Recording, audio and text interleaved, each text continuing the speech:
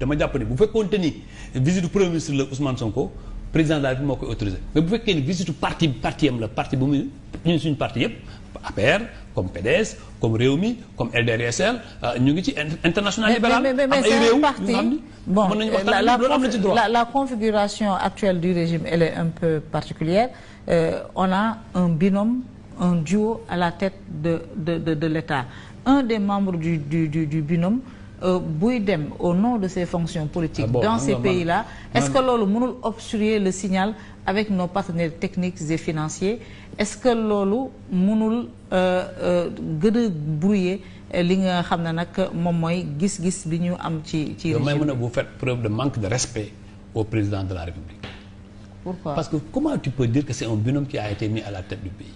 C'est un président de la République qui a été élu le 24 mars, il s'appelle Bassirou Diomaye Faye. Mais on a un binôme à la tête du pays. Attendez, c'est votre responsabilité. C'est ma responsabilité. On a un binôme à la tête du pays. C'est un binôme qu'on a à la tête du pays, je le dis et je le répète. En tout cas, je le dis et je le répète, c'est un binôme.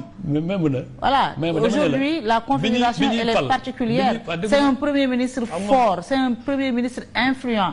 D'ailleurs, tellement influent que bu nit ñi di wax sax man parfois tu te perds dans Ousmane Sonko, c'est la vérité, c'est un binôme. waaw may ma wax xam nga yow dafa mel ni man maay journaliste bi yaay invité. Ah mais lu tax nga naan man je manque de respect au président de la République. dama ne la bu ñuy voté président de la République la ñuy voté et demain devant la nation c'est pas le premier ministre qui rendra compte, c'est le président de la République qui rendra compte. Ça c'est notre constitution. Donc le président de la République il est le seul responsable devant la nation. Donc c'est les actes que le président de la République pose que moi je jugerai. C'est pas les actes que le premier ministre doit poser. Le premier ministre il exécute une politique définie par le chef de l'État. Donc cette tournée ne vous inquiète pas, elle ne vous interpelle pas. Mais moi, je te l'ai dit dès le départ, Ousmane Sonko, en tout cas selon la presse, l'a annoncé dans son parti. Et il en a le droit d'aller voir ses amitiés politiques qu'il a en Afrique et dans le monde. Il en a le droit et tous les partis le font. Mais ça a distingué de la politique diplomatique de l'État.